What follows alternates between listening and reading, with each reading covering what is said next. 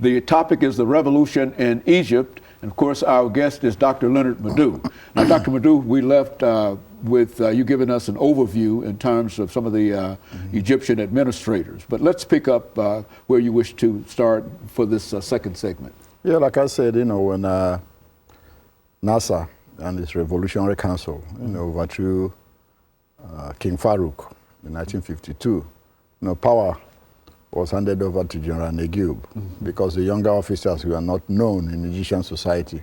So to be on the safe side, they put Negib there as a figurehead, hoping to manipulate him, from behind. Nasser, Sadat, and the rest, they were all members of the Revolutionary Council. But Negib, proved too independent for Nasser and his group. So they shoved him aside, and Nasser took over as president himself. When he died, later in '71, Sadat took over. Sadat was vice president at that time. Sadat took over as president.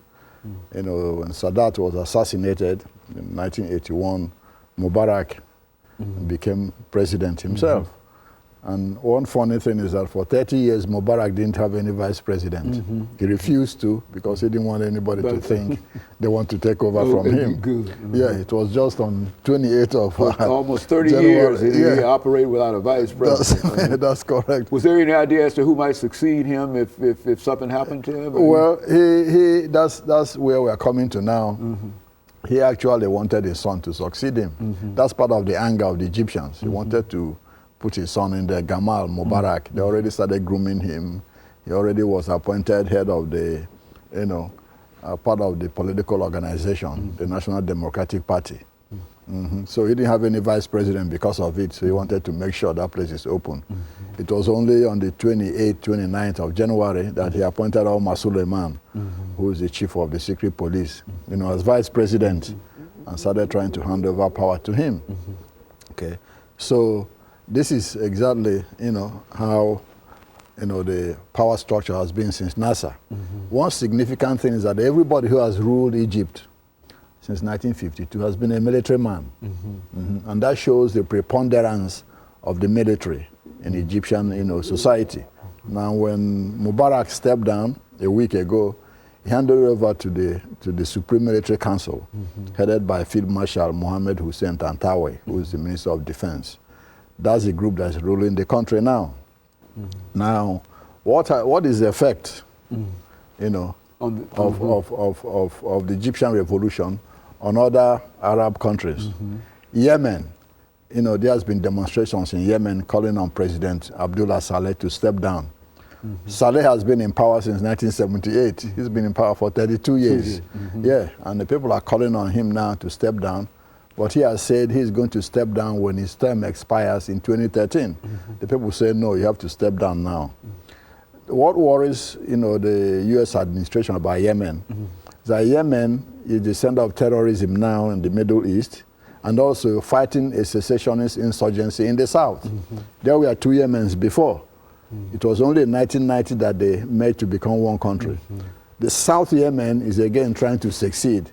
So you have that problem too, combined with terrorism and combined with the current demonstrations. All indications are that Saleh's government might fall, or that the country might plunge into a civil war. In Algeria, you have the same problem. Since 1992, when the military also, cancelled an election won by the Islamic Salvation Front, there has been an Islamic insurgency in Algeria. In 1999, a veteran of Algerian politics called Abdelaziz Bouteflika became president. He's been president since 1999. But now there are demonstrations in Algeria for him to step down because his party, the National Liberation Front of Algeria, has been in power since Algeria gained independence in 1962 when Ben Bella became president. So they want that structure dismantled. But the army, it's like the Egyptian army also, the role they play in Algeria is a part of the governmental structure because they've been running that country since independence till today. In Jordan, that's a different case altogether under King Abdullah. A lot of people want reforms now, trying to make him a constitutional monarch, like the Queen, instead of an absolute monarch, which he is now. Actually, his dynasty has ruled that country since time immemorial. In fact, his father, the late King Hussein, was king from the 1950s when his own father was assassinated. When he died, in 1999, his son, King Abdullah, took over. So the people think it's time now for reforms, to reform the monarchy to fit modern times. In Libya, a lot of demonstrations now against Colonel Gaddafi. He's been in power since 1969 and shows no sign of stepping down. Some people think he's trying to, put his son in there, as to succeed him. He has organized some counter demonstrations, pro-government demonstrations like they did in Egypt, against those against his government. Then in Sudan, President Omar Hassan al-Bashir has been in there since 1989 when he overthrew the government of Sadiq el-Mahdi. Now that the south of Sudan is going to be independent, a lot of the Muslim groups in the country are calling for him to step down. In fact, the chief intellectual gadfly of the Islamic movement in Sudan, a man called Hassan al-Turabi, has already called for Bashir to step down. Indications are, if South Sudan declares its independence as possible, on July 9th this year, it will, compound Bashir's problem already. You remember he's already under indictment by the International Criminal Court. And so a lot of Northerners are blaming him for the South succeeding. So with that, and given the fact that he's been there since 1989, people are calling on him now to step down. That's one place to watch. That's what might happen in the next few months when the South declares its independence. In Morocco, people are demonstrating now also against the king. The king who came in, he's been there since 1999. When his father died, his father was King Hassan II. He ruled the country from 1961 until 99. When he died, then his son, Mohammed V took over, Mohammed VI took over as president and as king, and he's been there since 1999.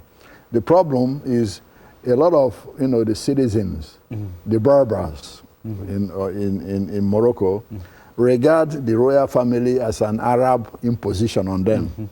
And in fact, when King Hassan was president, he was nearly overthrown twice by the army. Let's hold it right there, Dr. Madu, and all of this intrigue. And we're going to take this second commercial break, and we'll be back with our audience following this short commercial break.